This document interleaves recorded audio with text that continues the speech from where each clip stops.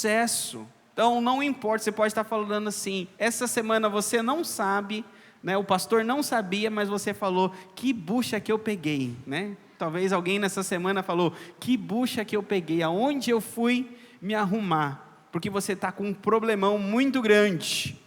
Mas você vai ver que talvez os seus problemas não são como o do rei Ezequias. O rei Ezequias talvez tinha uma bucha maior que a tua, tinha um problema maior que o seu. E se deu certo para ele, para um problema grande, o que é a sua buchinha, comparado à bucha do rei Ezequias? E vamos olhar um pouco sobre isso. Capítulo 18 de 2 Reis, hoje eu estou com a Almeida Revista atualizada, meninas. Quem achou diz amém? Amém? O pastor foi falando para dar tempo para vocês, hein? Diz assim, no 3º ano de Oséias, filho de Elá, rei de Israel, começou a reinar Ezequias, filho de Acás, rei de Judá. Tinha 25 anos de idade quando começou a reinar, e reinou 29 anos em Jerusalém. Sua mãe se chamava Abi, e era filha de Zacarias. Fez ele o que era reto perante o Senhor, segundo tudo que fizera Davi, seu pai. Removeu os altos, quebrou as colinas e deitou abaixo o poste ídolo. E fez em pedaços a serpente de bronze que Moisés fizera, porque até aquele dia os filhos de Israel lhe queimavam incenso e lhe chamavam Neustã.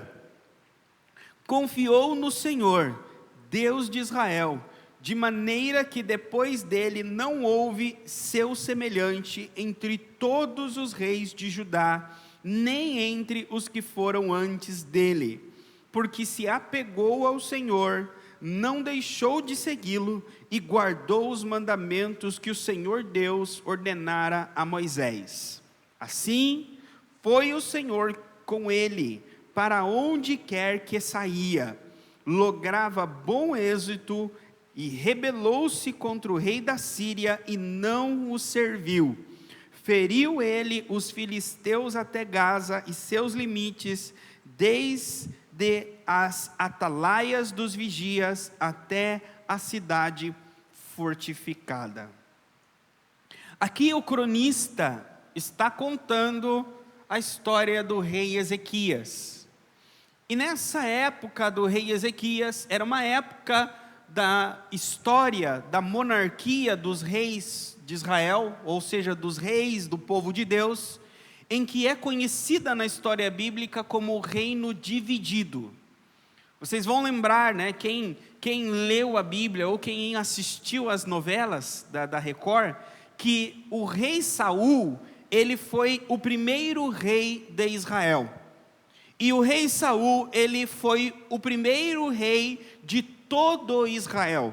Israel, ele estava dividido em 12 tribos dos filhos de Jacó.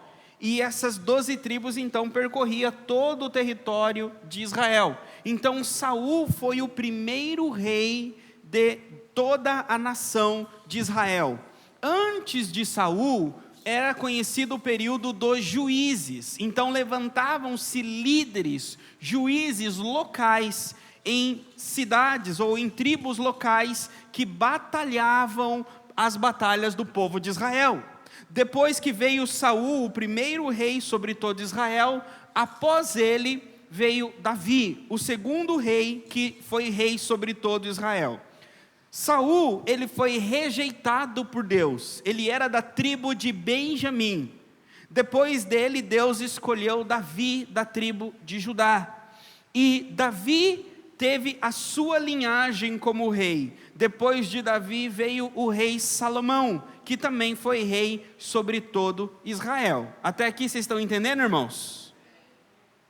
Depois que Salomão morreu, o filho de Salomão assumiu o reinado de todas as tribos. E esse rei se chamava Roboão.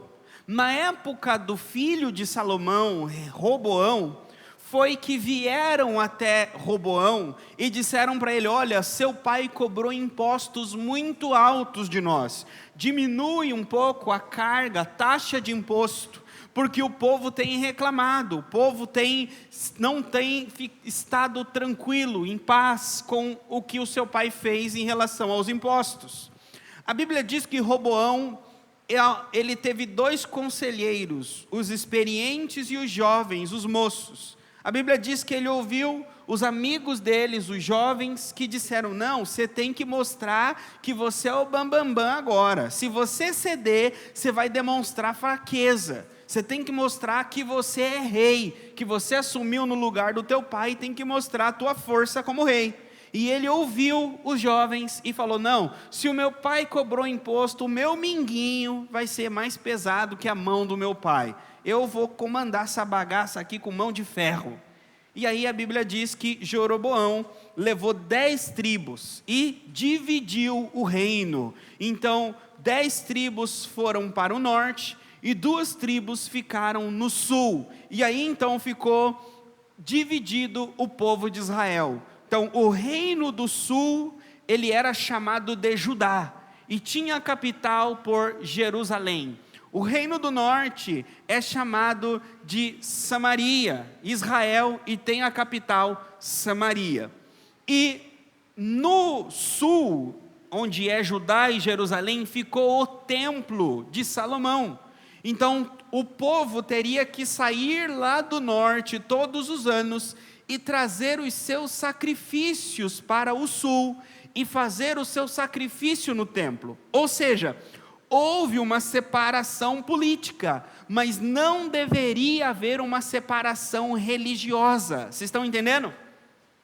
Mas o rei Jeroboão, o que separou as 10 tribos, ele temeu, ele ficou com medo. Ele pensou: se esse povo todos os anos começar a ir para Judá, adorar a Deus, quando for daqui um tempo, todos eles vão novamente se submeter a Judá e não vai ter mais o reino aqui. Então o que ele fez? Ele pegou 2 bezerros de ouro e colocou em locais específicos no norte e disse: o nosso Deus agora é esse, não precisamos mais ir para o sul adorar a Deus.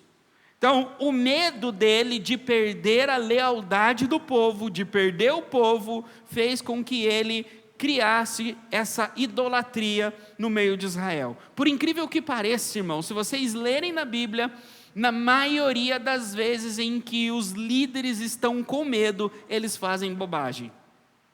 Saul, quando estava com medo de perder o povo, ele foi e sacrificou no lugar de Samuel.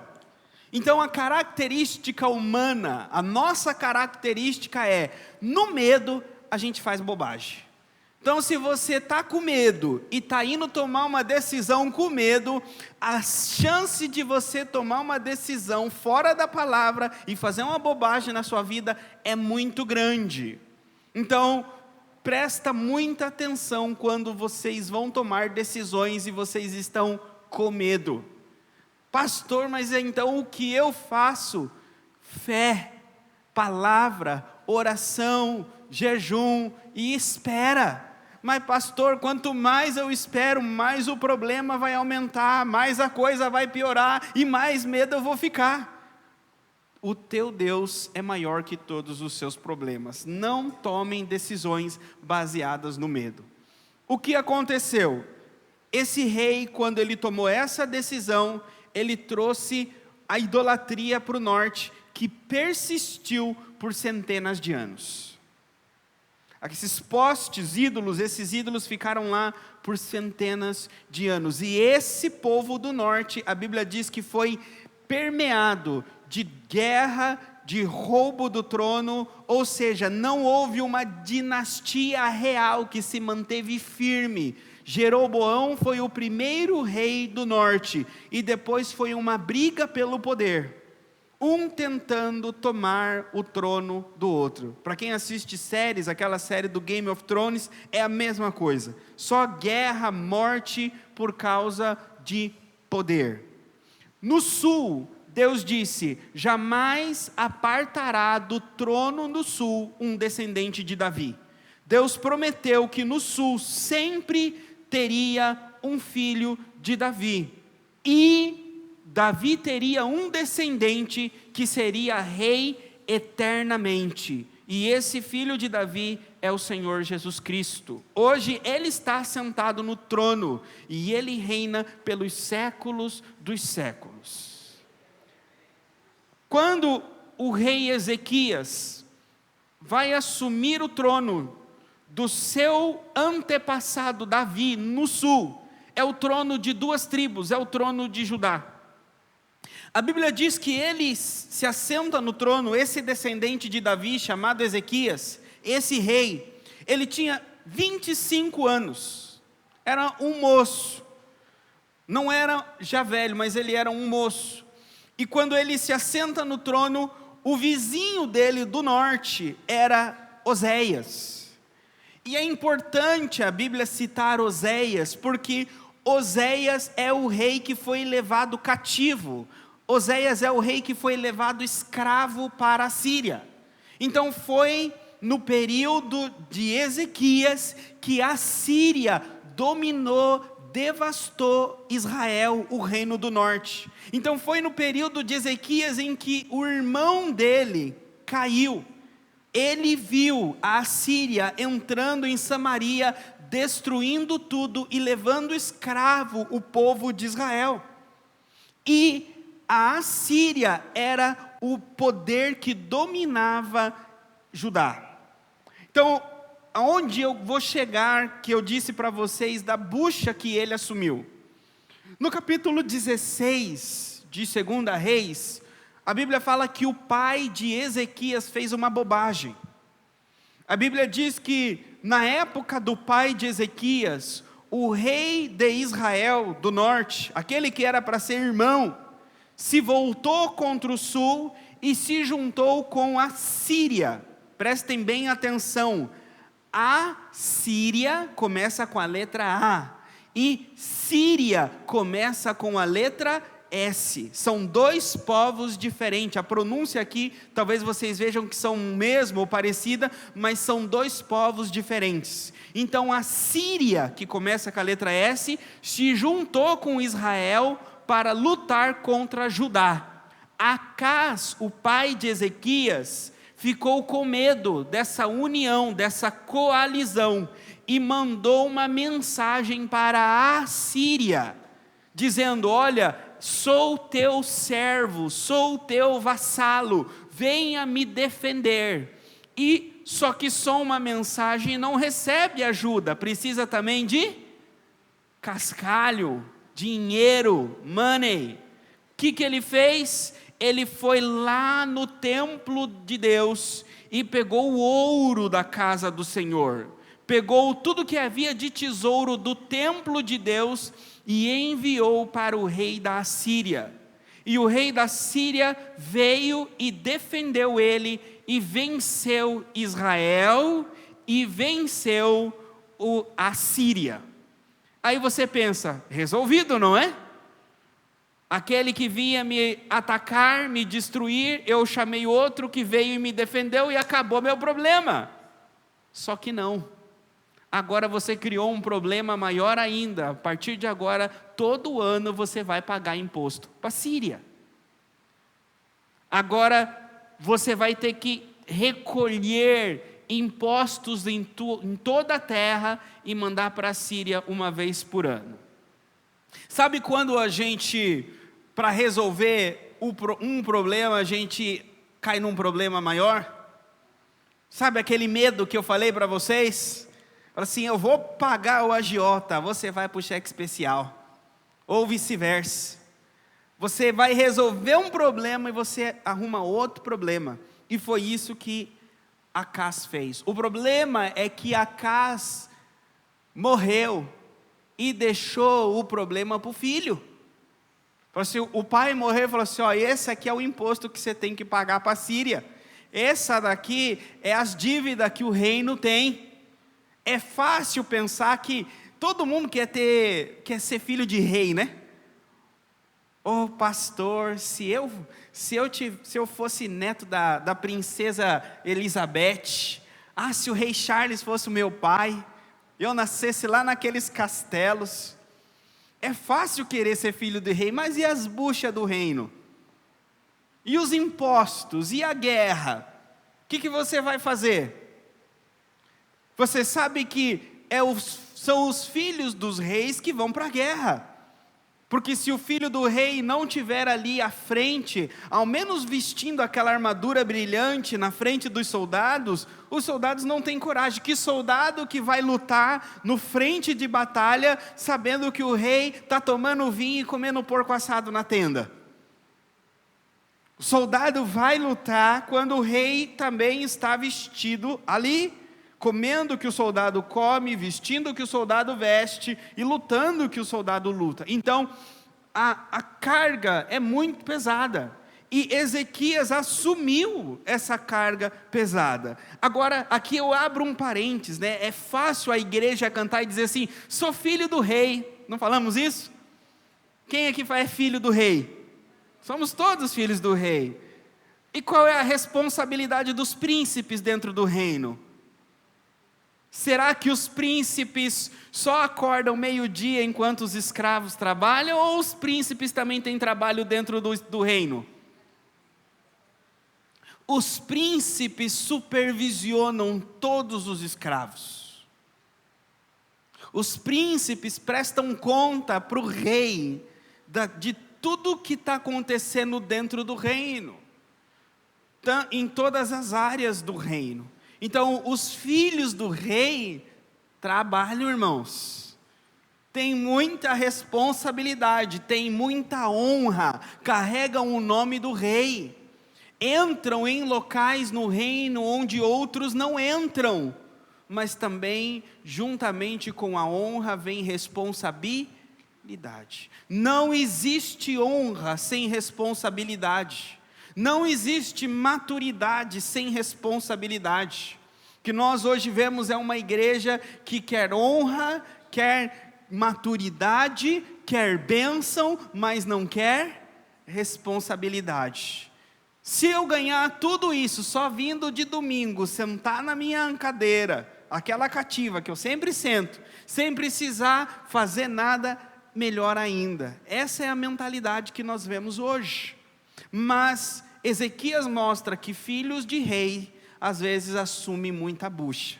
E a bucha que ele assumiu foi essa: a Síria é o rei dominante. E se você não for submisso à Síria, ela vai te levar escravo, como ela levou o seu irmão Israel. E agora, o que fazer?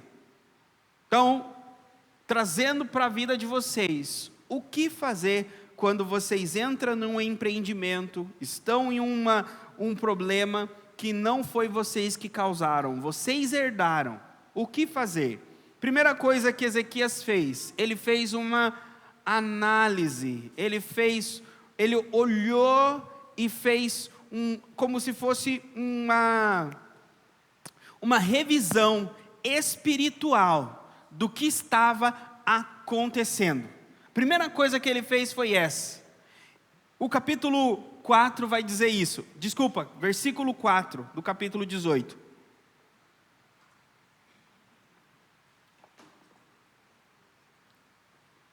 Diz que ele removeu os altos, quebrou as colunas e deitou abaixo o poste ídolo e fez em pedaço a serpente de bronze. Olha que interessante, 4 coisas aí que ele fez: removeu os altos, quebrou as colunas, deitou abaixo o poste ídolo e fez em pedaço ou despedaçou a serpente de bronze. Então, olhe na sua vida, irmãos. Qual é o alto que você vai precisar remover? Qual é a coluna que você vai precisar quebrar?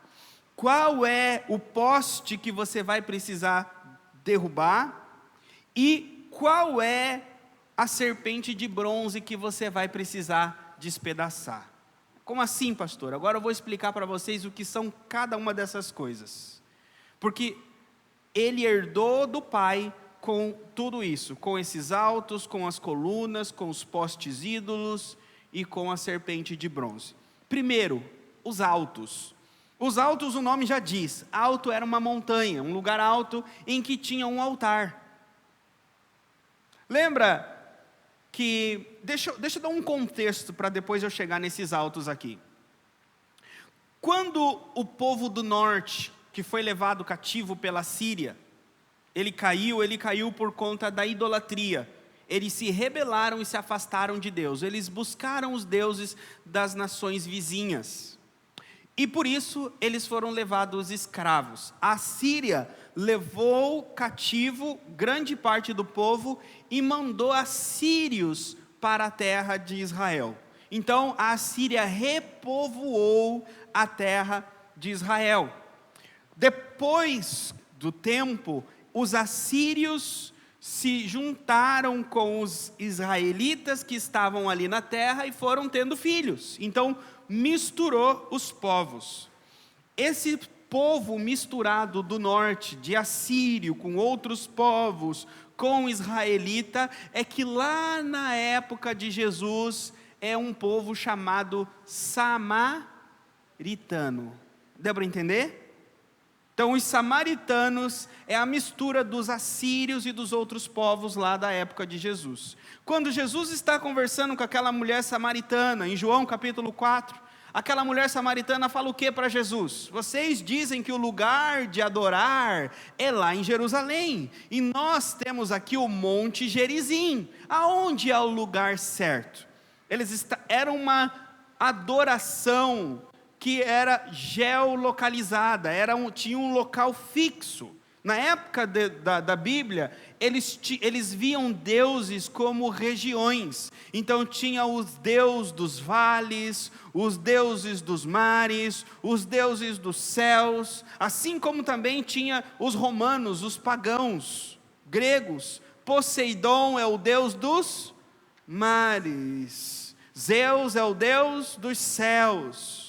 Na época da Bíblia, eles acreditavam também, a Síria tinha o deus Ashur, a Babilônia tinha o deus Marduk, e Israel tinha o deus Yahweh. Então eles acreditavam que quando um povo saía de um território e entrava em outro território, entrava no território de outro deus.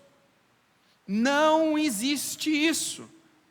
Sabe quando você entra num local do teu trabalho, e aí você olha para cima, tem uma imagem, você olha para o outro lado, tem um patuá, você olha para o outro, você fala assim, meu Deus do céu, aonde eu estou? Você já viu isso? Você tem que falar assim, eu estou no lugar de Jesus. Aquele patuá não é nada, aquela imagem não é nada. Sabe por quê? Porque Jesus disse em Mateus capítulo 28, foi-me dada autoridade nos céus e na terra, no teu mercado, no teu trabalho, na tua casa. Aonde está aquele patuá? Onde está aquela imagem? Jesus disse, foi-me dada autoridade lá. Então Jesus tem autoridade no céu, na terra e debaixo da terra. A Bíblia diz que todo joelho se dobrará e toda língua confessará. Então não tem nenhum lugar que Jesus não é Deus e não é Senhor.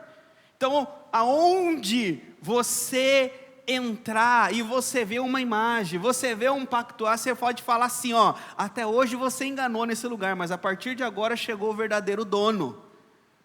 Chegou o verdadeiro dono nesse lugar. E nessa época de Israel, eles acreditavam nisso. Então havia os deuses. Quando chegou Ezequias, eles começaram, o Deus de Israel estava lá em Jerusalém. E no norte tinha os lugares altos. Só que o que é esses lugares altos? O povo pensava assim, rapaz, ir lá para Jerusalém adorar dá um trabalho danado. Carregar ovelha, ir lá uma vez por ano. E se eu fizer um puxadinho aqui perto da minha casa? Aí tem um lugar alto ali, o que importa é adoração a Deus, não é? Se eu adorar, se eu entregar o meu sacrifício, se eu disser para Deus que eu amo Ele, que eu vou servir Ele, que Ele é tudo para mim, faz diferença ser lá em Jerusalém ou faz diferença ser perto da minha casa?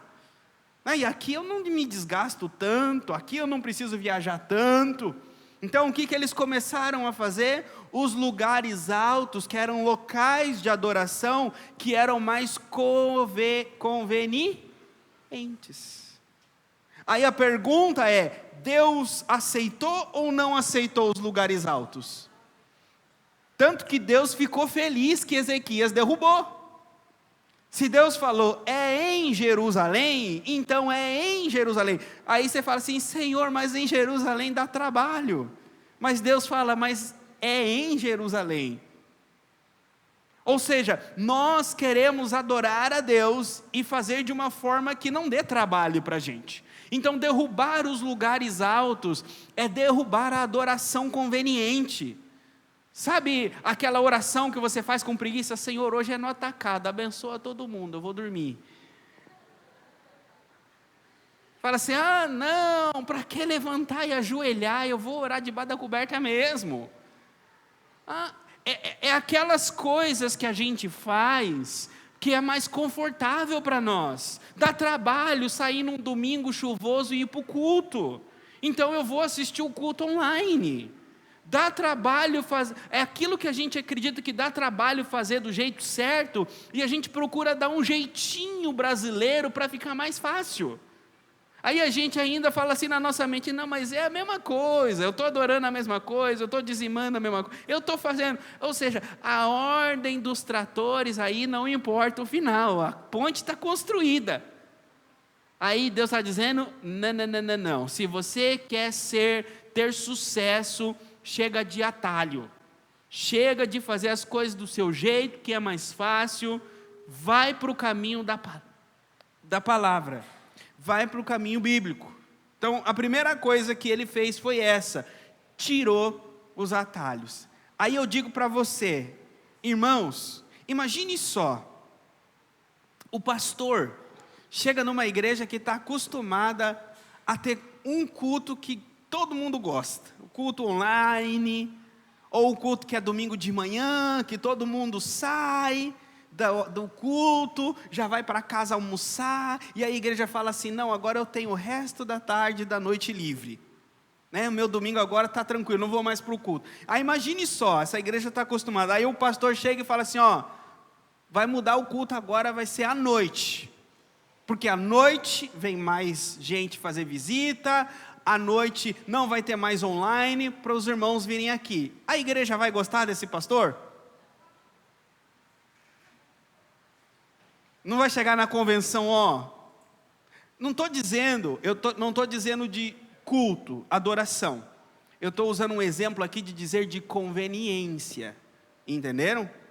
Eu estou dizendo aqui, é quando o culto deixou de ser adoração e passou a ser uma conveniência para mim.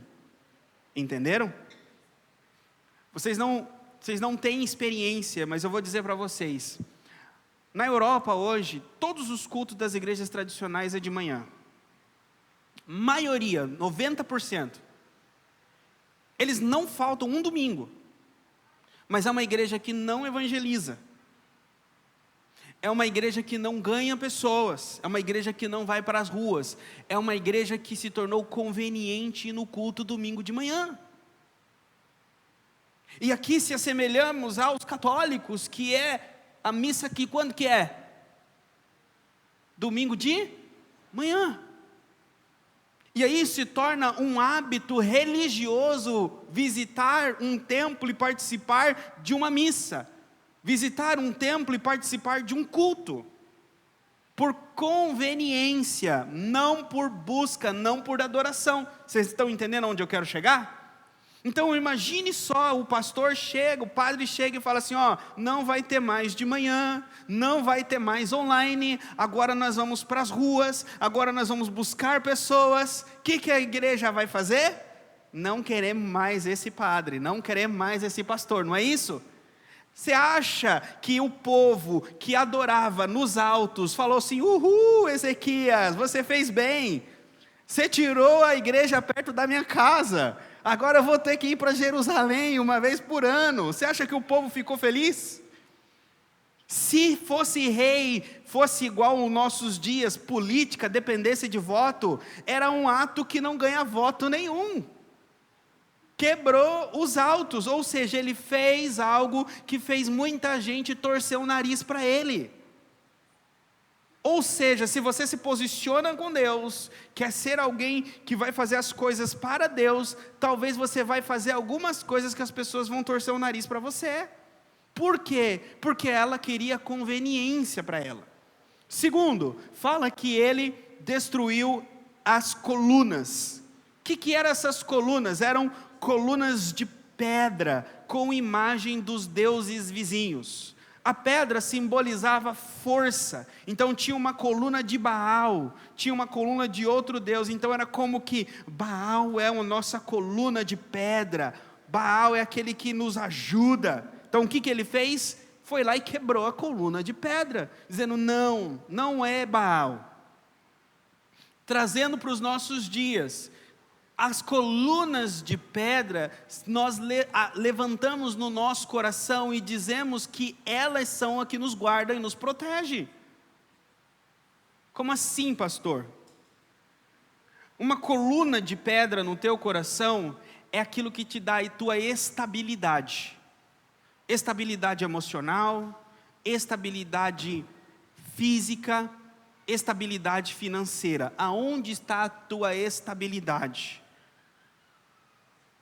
Se Deus viesse hoje e quebrasse a sua estabilidade, você continuava estável ou não? Espera aí, pastor, eu não entendi. Se Deus quebra, como que eu vou continuar? Se está em outra coisa que não em Deus, você não vai ficar estável. Agora, se está no próprio Deus, você vai continuar estável. O que eu quero dizer? Imagine só, você tem uma estabilidade financeira, mas a sua confiança está no Senhor. Vou dar um exemplo rápido aqui para vocês. Imagine um comerciante que ele recebe 80% do salário dele de uma empresa X. Aí vem um problema, uma tempestade, aquela empresa quebra, destrói tudo naquela empresa. E aquela empresa fala assim: olha, comerciante, a partir de agora eu não vou poder mais comprar de você. Ou seja, aquele comerciante vê 80% do salário dele indo embora. E aí aquele comerciante, ele tinha estabilidade naquela empresa, ou ele tinha estabilidade no Senhor? Se for naquela empresa, ele vai se desesperar, chorar, depressivo, remédio, não vai dormir, não sabe o que vai fazer. Agora, se ele tem a estabilidade em Deus, ele vai esperar no Senhor.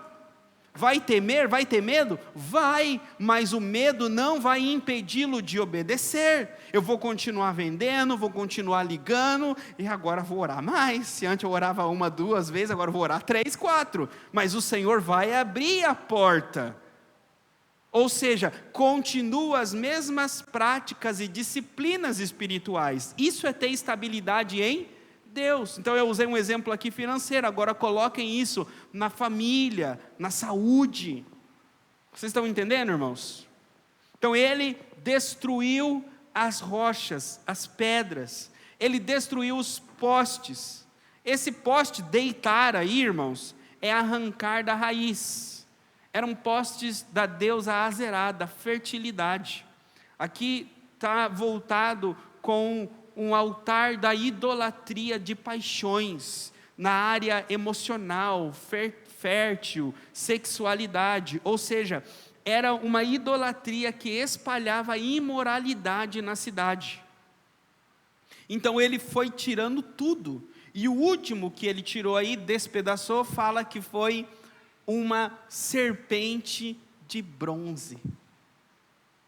Irmãos, se eu disser para você que é muito fácil a gente ter uma serpente de bronze na nossa casa, vocês acreditam nisso?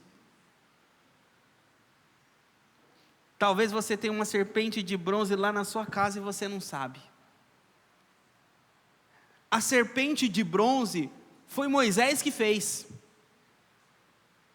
A Bíblia diz que o povo de Israel estava morrendo porque havia sido picado por cobras. Desobedeceu a Deus e Deus enviou cobras venenosas que estavam picando o povo.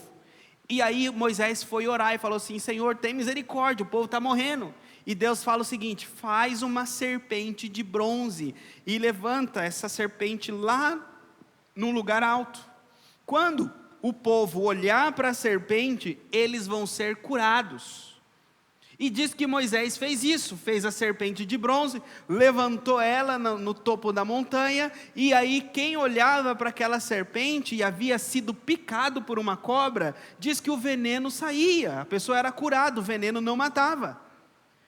Então, aquela serpente de bronze era um símbolo da misericórdia de Deus, da cura divina, da ação divina na vida do povo. Aí a Bíblia diz que pegaram essa serpente de bronze, guardaram e começaram a queimar incenso para essa serpente. E o texto diz que Ezequias que destruiu a serpente, mas de Moisés até Ezequias, quantos anos vocês acham que dá? Quantos anos essa serpentinha aqui ficou cheirando incenso? 700 anos. Quantas gerações? Vocês sabiam que talvez eu e você podemos estar com práticas idólatras que a gente vai morrer e a gente vai passar para os nossos filhos? A gente tem certos padrões de comportamento que se afastam do Senhor e a gente insiste neles, e os nossos filhos vão continuar caminhando na mesma rebeldia que a gente caminhava? Você consegue ver traços ruins seus nos seus filhos? Aqui diz que 700 anos. Já pensou você chegar no céu, e você lá do céu ficar vendo talvez mais 100, 200, 300, 400 anos a sua linhagem continuando numa coisa que talvez você continuou, você não cortou, você não destruiu. Aqui o texto está dizendo que ele cortou, ele quebrou. E sabe o que é interessante? Sabe como eles chamavam a serpente? Neustã. Aí você pode falar assim: pastor, o que significa Neustã? A grande serpente, o grande Deus serpente. O que significa Neustã? Pedaço de bronze. Esse é o significado. 700 anos queimando incenso por um pedaço de bronze. A questão são as memórias espirituais de um pedaço de bronze. Você pode falar assim: para você é um pedaço de bronze, mas sabe o que esse pedaço de bronze fez na história do meu povo? Sabe o que esse pedaço de bronze fez no meu antepassado? Queridos, é um pedaço de bronze. Sempre foi e sempre vai ser um pedaço de bronze. Deus usou o pedaço de bronze para curar no passado, mas Deus não depende desse pedaço de bronze para curar hoje. O problema é que nós recebemos a bênção de Deus pelas mãos do pedaço de bronze, e depois deixamos de olhar para Deus e ficamos olhando as mãos do pedaço de bronze. Devemos aprender a deixar de olhar o pedaço de bronze e olhar aquele que está por trás do pedaço de bronze. Às vezes, então, nós nos prendemos a atos divinos do passado. Talvez vocês lembram: no passado eu fui abençoado, no passado eu fui curado, no passado Deus fez algo na minha vida. Pastor, quando eu ia no monte, você tinha que ver o que Deus fazia. Pastor, quantas memórias eu tenho. E você está vivendo de memórias. Por que não viver coisas maiores hoje? Por que não receber de Deus curas maiores hoje? Por que se prender a pedaços de bronze do passado? Deus está dizendo: despedaça esses pedaços de bronze, porque você está queimando incenso a eles, você está idolatrando a eles e não está olhando para mim. E aí Ezequias fez isso, foi lá e destruiu o pedaço de bronze. Ou seja, removeu do meio do povo o pecado, a idolatria, o problema espiritual. As coisas não vão se resolver na conta financeira, as coisas não vão resolver no nosso corpo, a nossa saúde, as coisas não vão resolver nos relacionamentos, se antes nós não resolvermos no mundo espiritual, se antes não resolvermos na questão da idolatria, da adoração. Sabe, muitas igrejas vão sair falando o seguinte: não, você tem que repreender em nome de Jesus, você tem que passar óleo nas portas, você tem que entrar em batalha espiritual. Existe uma batalha espiritual? Existe. Mas você já entra perdendo a batalha espiritual se você tem um ídolo dentro de casa. Você já entra perdendo a batalha espiritual se a sua adoração não é verdadeira, não é pura, não é obediente à palavra. Então, antes da batalha espiritual, é necessário fazer o quê? Como o profeta, venha na minha mente agora, como o profeta Elias fez, ele restaurou o altar. Então, antes de batalhar, é necessário restauração espiritual. E aqui é muito sério, queridos, eu falo com vocês e eu falo comigo. O que é necessário restaurar na nossa vida espiritual que está quebrado? Como está o seu altar? O seu altar está limpo? Ou o seu altar está sujo? O seu altar está empoeirado? O que você tem sacrificado no teu altar? Você tem sacrificado o puro ou você tem sacrificado o que sobra? Eu falo para vocês, falando para mim, enquanto nós não arrumarmos o nosso altar, nós não vamos vencer nenhum gigante. O problema vai continuar, e a gente vai dizer: é essa mulher que Deus me deu, é esse marido que Deus me deu, é esse trabalho aqui que só tem gente incrédula. Ah não, é esse ambiente que eu estou. Não, meu Deus do céu, eu preciso tomar mais vitamina. É esse o problema, eu preciso mudar minha alimentação, eu preciso de hábitos mais saudáveis. E o altar está ali, sujo, quebrado. Muda o hábito, muda o marido, muda tudo. Se o altar não for restaurado, não adianta. Não adianta, o problema está no altar. Quando Ezequias removeu todas as coisas, ele removeu toda a sujeira, toda a impureza do altar, aí ficou o quê? Só o altar, os fundamentos quebrados. E agora ele foi o quê? Restaurando. Como limpa o altar, pastor? Deixa de praticar o que praticava. Existem 2 atos. Quando você está caminhando para cá, enquanto você caminha para cá, você está sujando o altar, sacrificando o que não é certo. Se você parar, você automaticamente vai limpar. Confessa e deixa para trás. E agora começa a caminhar para cá. E aí, caminhando para cá, o altar vai ser restaurado. Quando o altar foi restaurado, diz que ele confiou no Deus de Israel, de maneira que depois dele não houve semelhante entre todos os reis. Queridos, eu falo isso para vocês de todo o coração. Aqui podia ser uma igreja que proíbe gente de cantar, se não dizima, proíbe gente de cantar, de pregar, se não faz isso, não faz aquilo, colocar de banco se pinta o cabelo. Essas coisas nada resolvem, queridos. Não é ter medo do pastor, não é ter medo da doutrina da igreja que resolve. A Bíblia diz que Ezequias confiou no Senhor. A tarefa mais difícil que eu tenho como pastor é ensinar vocês a confiar em Deus, porque depende de vocês.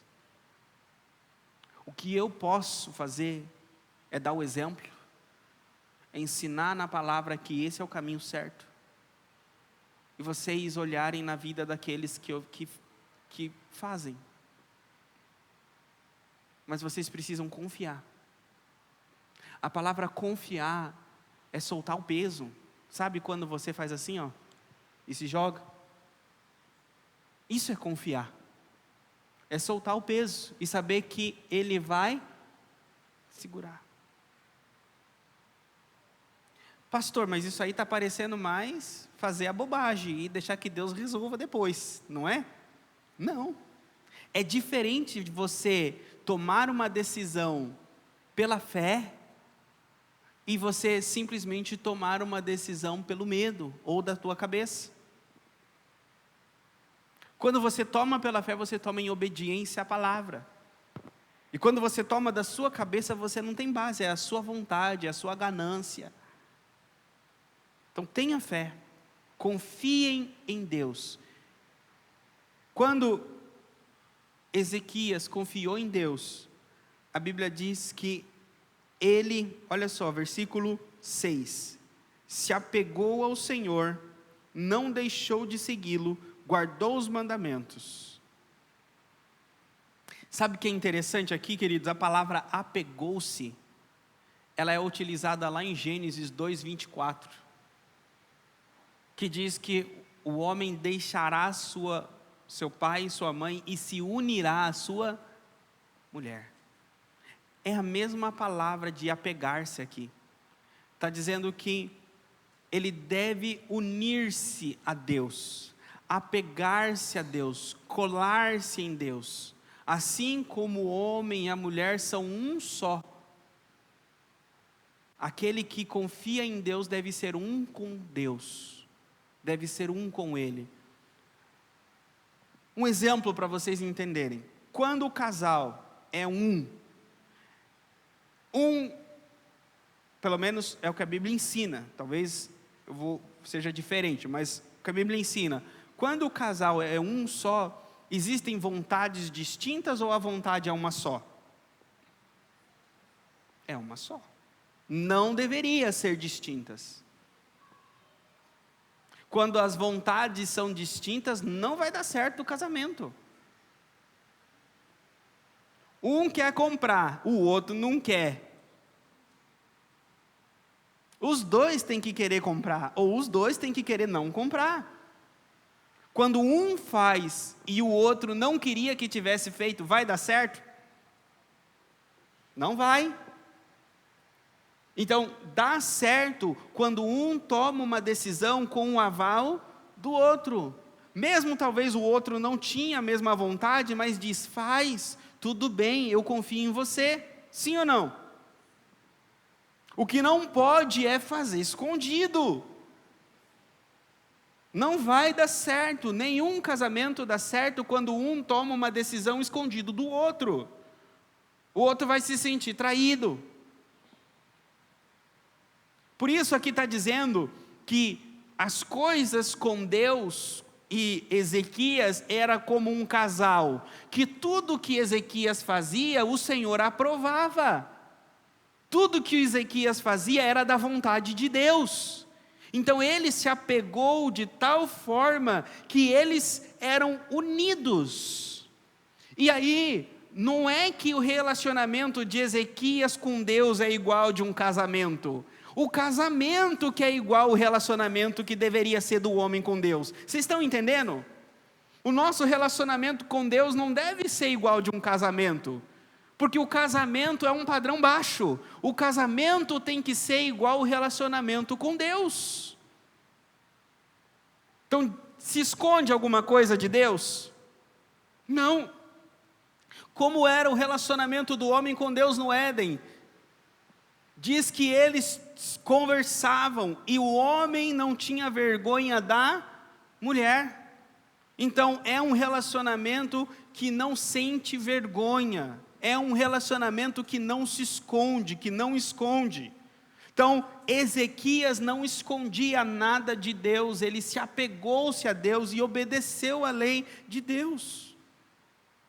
Por isso ele prosperou. Por isso ele foi o ungido, o rei que foi próspero. Eu termino aqui, queridos, dizendo para vocês o seguinte: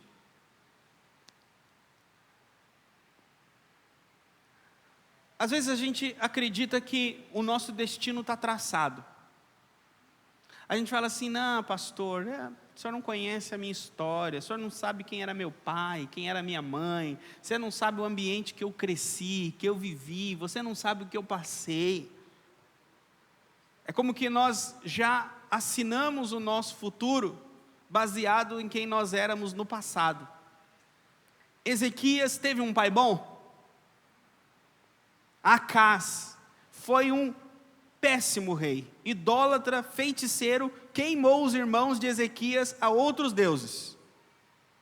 Então Ezequias, se fosse pelo pai, tinha tudo para dar errado. Mas Ezequias tinha gente boa do lado dele. A Bíblia diz que a mãe dele se chamava Abi. Abi vem de Abias, que está aqui o irmão Abias. Abias significa o Senhor é meu pai. A minha filha, se eu não me engano, está com uma camiseta branca escrito Abba. Abba é pai.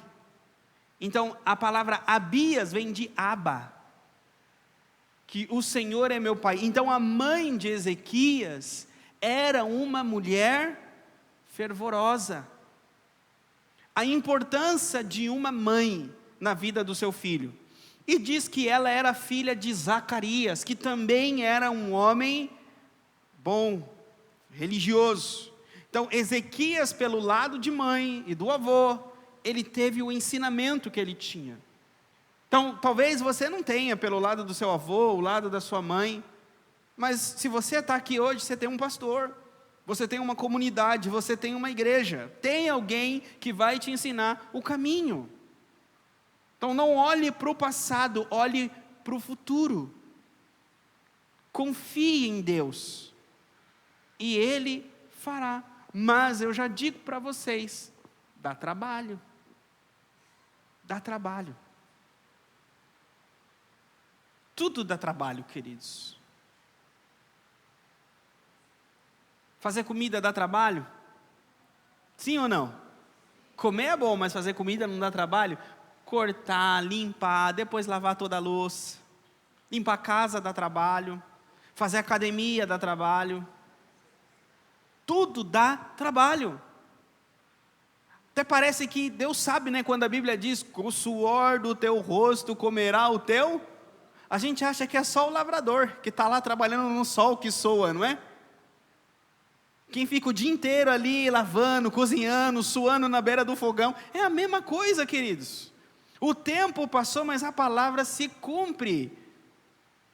É com o suor do nosso rosto, é com o nosso trabalho, com as mãos arregaçadas é que a gente vai colher nessa vida. É como que nessa vida nada vem fácil. Nada vem fácil. É que existe o difícil com Deus e o difícil sem Deus.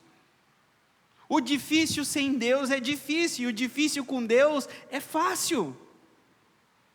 Como assim, pastor? É difícil ou é fácil? É difícil, mas a sensação é de que foi fácil. Vocês estão entendendo? Então confie em Deus, que Ele vai adestrar o braço de vocês para a batalha, Ele vai dar sabedoria para vocês, como deu para Ezequias, e vocês estarão aptos para discernir todas as coisas. Ninguém vai passar vocês para trás, ninguém vai enganar vocês, principalmente o inimigo, e vocês vão ter paz dentro de vocês. Amém? Coloquem a mão no coração. Senhor, que a Tua palavra, que é viva e eficaz, lâmpada que ilumina os pés, os caminhos, venha iluminar o coração do Teu povo. A Tua palavra nos ensinou hoje que Ezequias, o Teu rei, o Teu ungido, ele andou nos teus caminhos, ele confiou no Senhor. O desejo do meu coração é que, Senhor, eu venha confiar em Ti, como Ezequias confiou. Eu venha andar contigo, assim, Senhor, como Abraão andou contigo, assim como Enoque andou contigo. Guarda, Senhor, a minha mente, guarda o meu coração, guarda a mente e o coração do Teu povo na Tua presença. Senhor, eu não sei o que eles estão passando, eu não sei, Senhor, as lutas, as dificuldades, talvez, Senhor, as angústias, as brigas, tantas lutas, tantas ações malignas que Satanás, eu tenho certeza, que se levanta contra essas famílias que estão aqui, Senhor. Guarda, Senhor, guarda o coração, guarda a mente de todo dardo inflamado pelo maligno, Senhor. Se esta semana, durante esta semana, algum deles, Senhor, forem ser inundado com flechas do maligno, Senhor, a palavra de hoje venha na mente, venha na memória, Senhor, e eles possam ser protegidos, guardados, Senhor, para que o maligno não os toque. Senhor, é em nome de Jesus que eu declaro, Senhor, sobre a vida deste povo, desta igreja, uma unção, Senhor, em que eles possam ser mais do que vencedores, aonde eles colocarem, Senhor, os pés deles, que eles possam fazer a limpeza espiritual no altar deles e serem vencedores. É o que eu te peço, em nome de Jesus. Amém.